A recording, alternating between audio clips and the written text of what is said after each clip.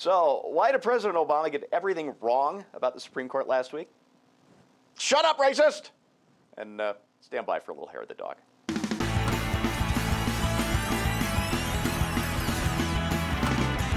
When you hear Republicans say that President Obama is being a bully, you hear racial subtext. Of course. Boom! Eyebrow of total disdain right out of the gate. Never done before. Congratulations, Michael, Eric, Dyson. But you know what?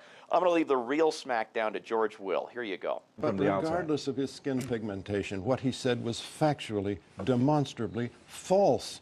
He said something would be unprecedented that has many precedents, probably thousands, since 1803. So just shut up, racist?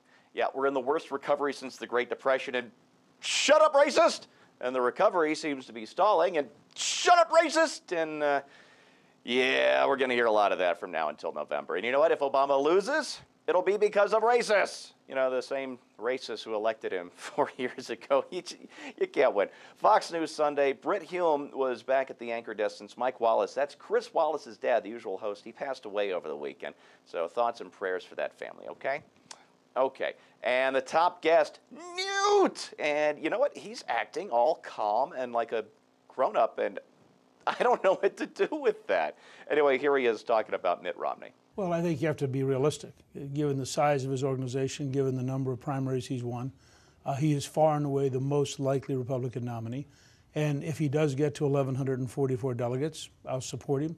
I'll do everything I can this fall to help him defeat Obama. See, that's how you do it. Well done, Newt. Next guest, Democrat Senator Kent Conrad, chairman of the Budget Committee, the Do-Nothing Budget Committee. And I think you're going to like it. It's the very first question he got from Britt.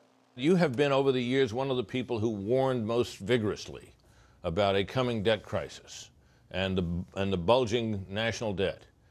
Chairman of the Budget Committee. We're now approaching 3 years since a budget was passed, and you're about to retire. How do you feel about that?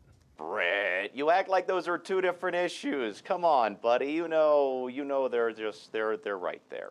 Let's go to Meet the Press now. And Ohio Governor John Kasich, and believe it or not, the improved jobs outlook in his state. Well, look, first of all, the credit goes to the people that invest. All we've done in Ohio is to create a better environment. And, David, when I took office, we were 48th in the country in job creation. And in February, working with my partners in the legislature, we were the #1 job creator in America, and we're #4 today. Did he just try and buy himself a spot on Romney's Veep shortlist with that? Yeah? That's what I think. What do you think? On now, David Gregory, he spent the rest of the show with a panel mixing religion and politics, and I'm not going to touch that with a 10-foot pole. You know, I'm going to go all Grinch on you. I wouldn't touch that with a 39.5-foot pole. So instead, I just want to close with a story about President Lincoln that, well, it made my weekend. So instead of a cute movie clip, here's John Meacham, and I hope you all had a happy Easter or Passover.